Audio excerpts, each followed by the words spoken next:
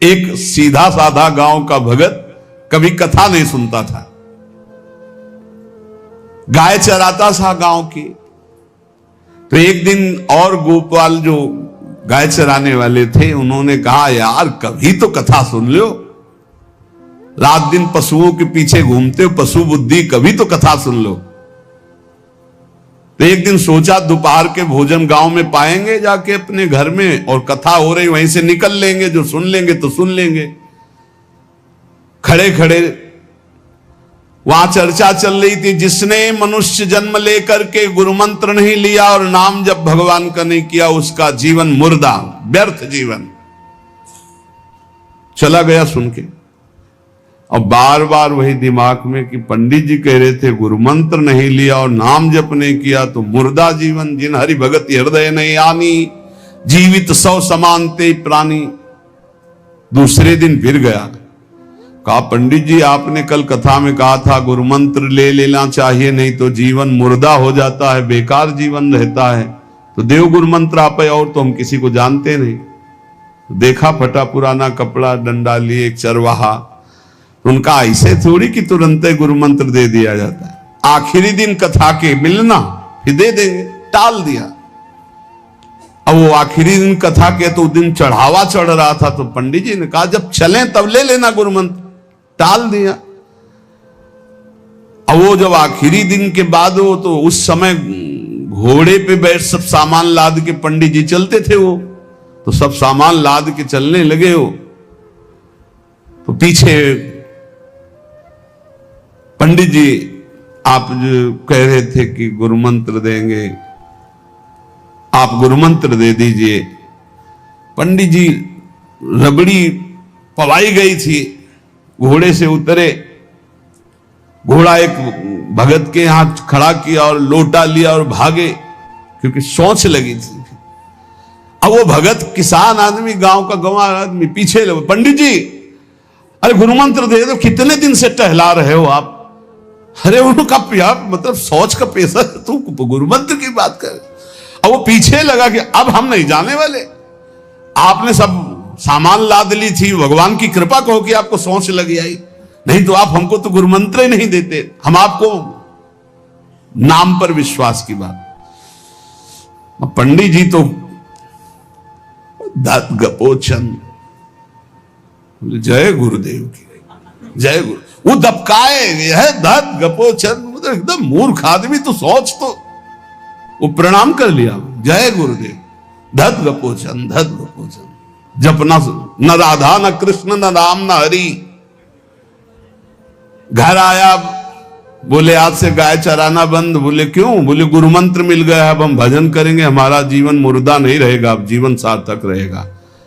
और मेहनत करने वाला आदमी, गाय चराने वाला आदमी, अब शुरू हो गया बैठ के धत गपोचन, धत गपोचन। अब इसमें न कोई भगवान नाम है, न कोई मंत्र है, न प्रणव है, न नमो नमः, कुछ नहीं। गांव के लोग, घर के लोग बोले कि यार 50 गाय चराता था, पता नहीं कौन सा हम लोगों का पाप उदय हुआ कि कह दिया कि कथा सुन लेना। अब वो गाय चराना भी छोड़ दिया, अब गपोचन शुरू हो गया।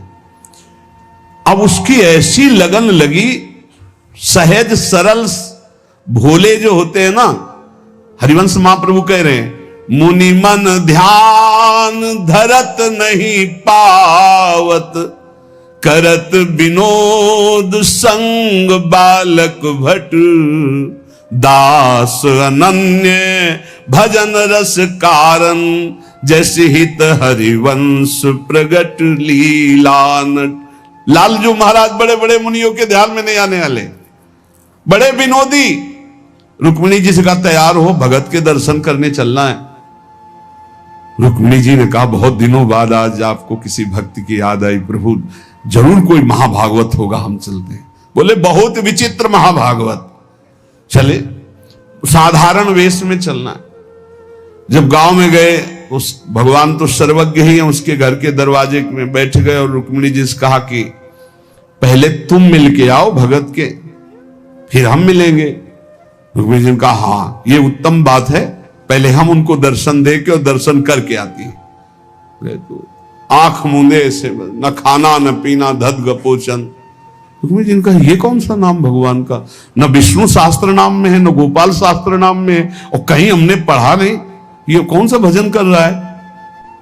कहे किसका भजन कर रहे हो, चुप रहा। फिर किसका भजन कर, 2-3 बार तो गुस्सा के आंख खोला, देखा कोई स्त्री, तो बोले तुम्हारे खसम का भजन कर रहे हैं, और किसका कर रहे हैं। वो रुक्मिणी जी आ गई, बोले बहुत जानकार भगत है प्रभु द्वारिकाधीश से कहा बहुत जानकार भगत है। बोले क्यों, बोले हमने कहा कि किसका भजन कर रहे हो, देखो हम इतना छुप के गई थी, लेकिन वो पहचान गए, वो कह रहे तुम्हारे खसम का भजन कर रहे थे। अब भगवान ने कहा हाँ तभी तो हम आए भगत जोड़कर। बोले प्रभु आप दर्शन बाद में करना, जाके पहले हमारा प्रश्न बता दो, प्रश्न का उत्तर दे दो कि आपके विष्णु शास्त्र नाम, गोपाल शास्त्र नाम, बहुत से नाम हैं, ये नाम तो हमने कभी नहीं सुना। भगवान ने कहा ये नाम हमको तो बहुत प्यारा है।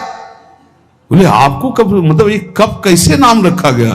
बोले बहुत प्यारा है, हमारा ब्रज का रखा हुआ नाम है, ब्रज में मैया ने रखा था। कैसे रखा था। बोले एक दिन मैं माखन चोरी कर रहा था, सखा के कांधे पर खड़ा हुआ, ऊपर माट में हाथ डालकर मक्खन पूरा ऐसे खाता जाता, सखा को पवाता जाता। इतने में मैया और गोपी जन आ गई। एक कन्हैया ये क्या कर रहा है। अब हमने देखा कि फंस गए। हमने कहा कि मैया हमें बहुत भूख लगी थी और देखा कि इसमें चींटी चढ़ी हुई है, तो हम चींटी निकाल रहे थे। तो बोले चींटी कैसे निकाल रहे थे, यहां पूरा हाथ सना हुआ है तुम्हारा चींटी। बोले अरे भैया तू बावरी, जब चींटी को ऐसे निकालने करते वो अंदर चली जाती तो खबो खबो के निकाला, इसलिए ऐसा इतना हाथ हो।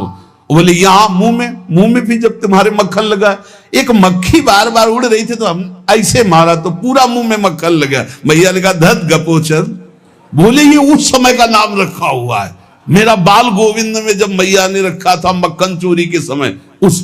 अब आप विचार करके देखो, भगवान का साक्षात्कार गुरु वचनों पर विश्वास होने पर साधारण शब्द बोला तो भगवान तो सर्वलोक महेश्वर सर्वज्ञ, उनके सब अक्षर, जैसे हर अक्षर में आ विराजमान है, का खा गा घा आ, ऐसे ही सब अक्षरों में ब्रह्म विराजमान है। फिर राधा नाम तो स्वयं हरि जपते हैं, और राधा नाम तो परम प्रेम में है और बड़ा गुही है। विश्वास करके जब वो धदगपोचंद जपा तो रुक्मिणी और द्वारिकाधीश भगवान दर्शन देने आ गए, और तुम विश्वास करके राधा राधा जपोगे तुम्हें नहीं प्राप्त हो जाएगा। अरे यही राधा स्वयं भगवान हरि जपते हैं। इसलिए पहला जीवन का चरम लक्ष्य भगवत प्रेम, भगवत प्राप्ति।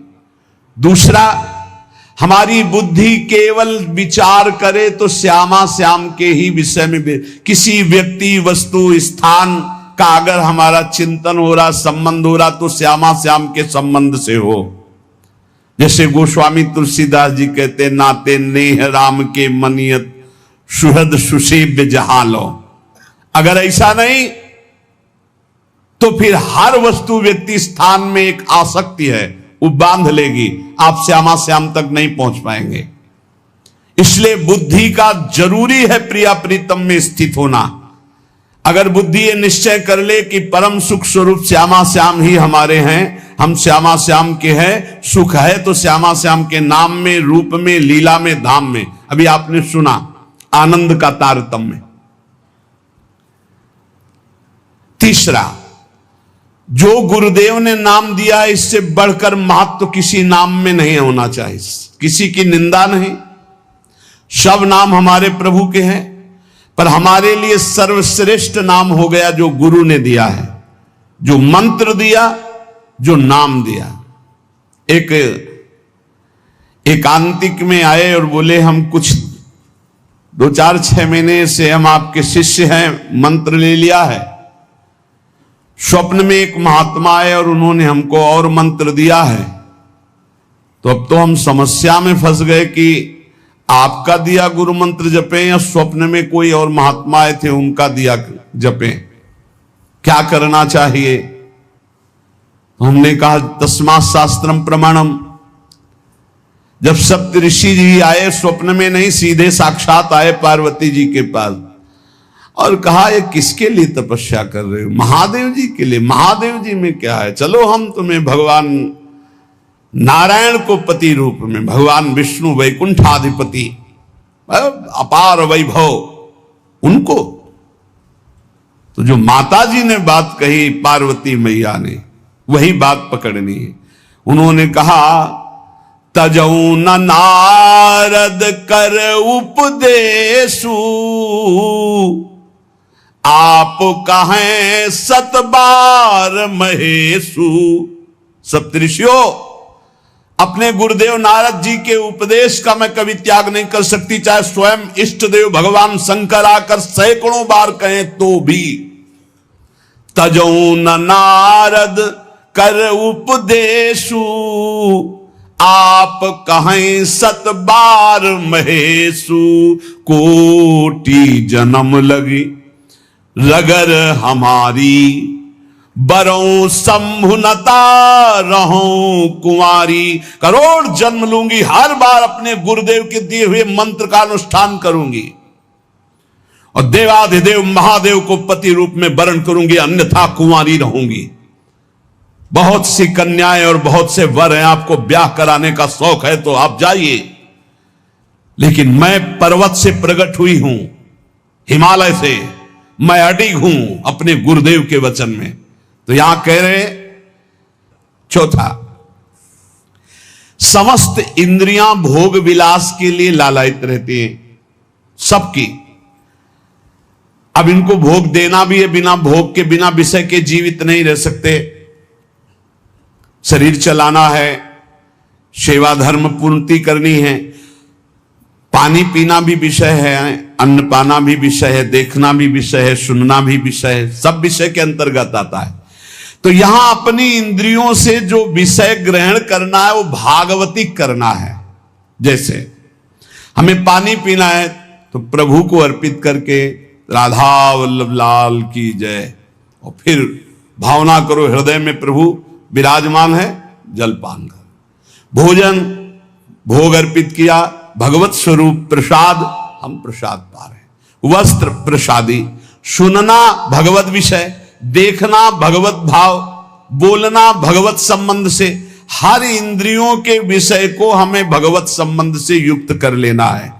यदि भगवत प्राप्ति करनी है, भगवत प्रेम प्राप्त करना है, तो पहला चरम लक्ष्य, मुझे इसी जन्म में भगवत प्राप्ति करनी, भगवत प्रेम प्राप्त करना है।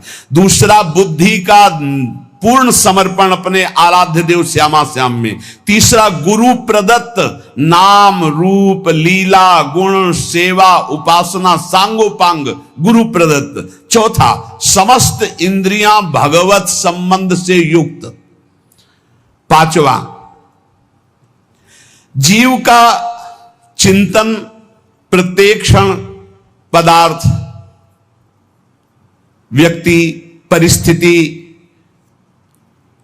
विचार भोगों के, क्रियाओं के, संबंधियों के, जहां जहां जाए वहां से हटाकर अपने लक्ष्य श्यामा श्याम में लगाओ, या जहां जहां जाए वहां प्रिया प्रीतम की भावना करो। जीवन का प्रत्येक पल किसी व्यक्ति के विचार में, वस्तु के विचार में, स्थान के विचार में, भोग विचार में, जहां जहां जाए वहां से हटाकर श्यामा श्याम में लगाओ, या जहां जहां जाए वहां श्यामा श्याम को देखो। बहुत सुख मिलता है, अपार सुख मिलता है।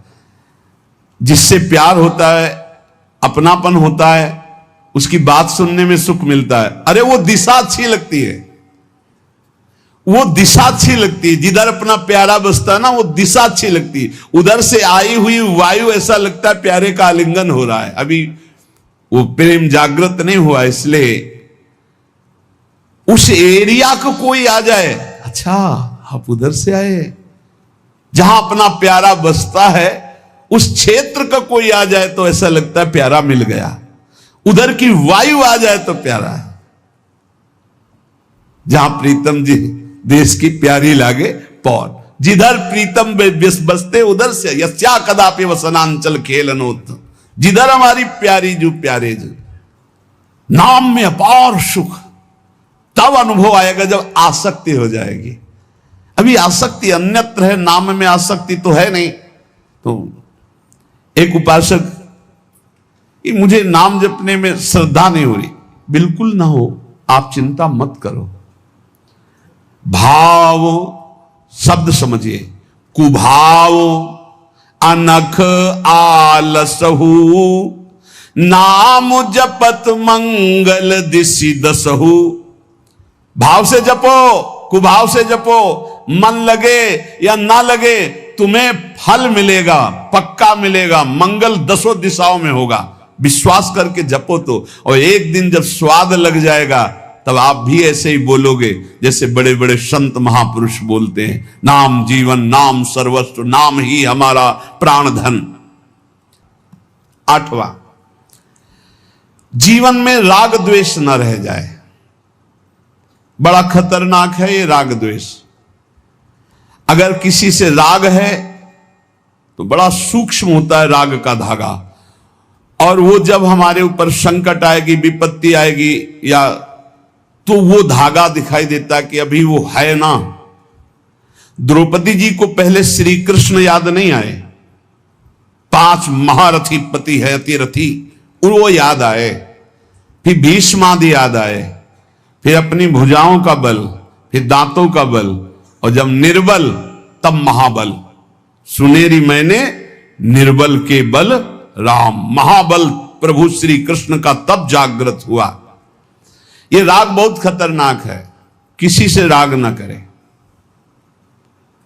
यही राग जब प्रियालाल के चरणों में अर्पित हो जाता है तो अनुराग कहलाता है। जब शरीर भोग, शरीर संबंधी, यही बहुत फंसाव वाला जन्म मरण चक्र का मूल यही राग है, और जब इसमें बाधा पड़ती तो द्वेष हो जाता है। द्वेष बहुत खतरनाक है। भजन कर रहे हैं, कई वर्ष पहले किसी ने कुछ कहा, याद आ गया और जलने लगा हृदय, उसकी पूरी सामने झांकी है, भजन कर रहे हैं प्रभु का, और झांकी है उस द्वेष जिससे हुआ है, और हृदय जलने लगा। या कभी वो सामने पड़ गया तो देखकर जल, द्वेष ना होने पावे, अजात शत्रु ते सदा, भक्त अजात शत्रु होता, एक भी पूरा सृष्टि में शत्रु ना होने पावे। 9वां, प्रत्येक परिस्थिति में अपने आराध्य देव के द्वारा दिया गया मंगल विधान है ऐसा मानना। एक बार हमने सुना था, उस समय किडनी का रोग प्रकाशित नहीं हुआ था, कि असाध्य रोग भगवान की विशेष कृपा से प्राप्त होता है। तो साधन पर उस समय जोर था, तो डर लगा कि असाध्य रोग कृपा कैसे हो सकती है, ना साधन में बैठ सकते हैं, पीड़ा रहती होगी तो भजन भी नहीं हो सकता, तो ये कृपा कैसे हो सकती है असाध्य रोग। लेकिन सच्ची आपसे कहते हैं, साधना हो रही थी भगवत मार्ग में जैसा कुछ, लेकिन शरणागति में कमी थी, क्योंकि साधन पक्ष में विश्वास बहुत जोर का था। शास्त्र प्रमाणित साधन के बल से भगवत प्राप्ति पर विश्वास हमें था। कृपा शब्द का हमारा कोई परिचय नहीं था, कृपा शब्द से हमारा कोई परिचय नहीं था। पक्का समझ लीजिए, क्या कृपा शब्द, ये तो शब्द ही नहीं था, बस साधन शब्द से परिचय था। अपनी इंद्रियों को बस में करो, मन का निग्रह करो, और भगवान का निरंतर भजन करके परम पद प्राप्त करो। हर समय अपने साधन में लगे रहो। जब किडनी फेल हुई, साधन शब्द हटा, अब हाहाकार मच गया अहंकार में। अब क्या, फिर जो अहंकार शरणागत हुआ, फिर बात बन गई जो करोड़ों जन्मों की साधना से नहीं बनती, वो इस असाध्य रोग ने काम बना दिया। कह रहे हैं कि प्रत्येक परिस्थिति में पूर्ण कृपा, पूर्ण मंगल विधान देखना, ये 9वां सूत्र है। जैसी भी परिस्थिति आवे, चाहे जितना विकराल रूप लेकर के आ जाए परिस्थिति, कृपा ही कृपा, कृपा ही कृपा, सच्ची मानना, परिणाम में देखना बड़ा मंगल और बड़ी कृपा होगी। 10वां, प्रेम प्राप्ति के मार्ग के पथिक का जीवन बड़ा विनयमय, बड़ा विनम्र, बड़ा संयमी, सदाचारपूर्ण, त्यागमय और शांत सुख स्वरूप, प्रेमी महात्मा का ये स्वरूप। बड़ा विनम्र जीवन, बड़ा विनयमय जीवन, बड़ा संयमित जीवन, सदाचारपूर्ण और त्याग रूप, त्याग की चेष्टा नहीं, वो त्याग रूप ही है। प्रभु के सिवा उसे कुछ अच्छा नहीं लगता। कुटुंब देहते जाए छूट सब ही विधि ना तो। और अद्भुत शांति, अद्भुत शांति, कोई भी द्वंद्व आ जाए उसे अशांत नहीं कर सकता। 11वां, श्री राधा माधव के नित्य नूतन परमानंद प्रदान करने वाले पदों का गायन, उनकी सेवा, उनके प्रेमी जनों के दर्शन संभाषण, तब ऐसे प्रेमानंद की तरंगे हृदय में उछलती रहती है जिससे लीला रस में उसका प्रवेश हो जाता है, तब उसका लीला रस में प्रवेश हो जाता है। इसलिए अपने जीवन को महाप्रेम में बनाने के लिए जो आप सत्संग में श्रवण करते हैं, ये बड़े सौभाग्य से श्रवण कथन का हमें प्रभु ने अवसर दिया है।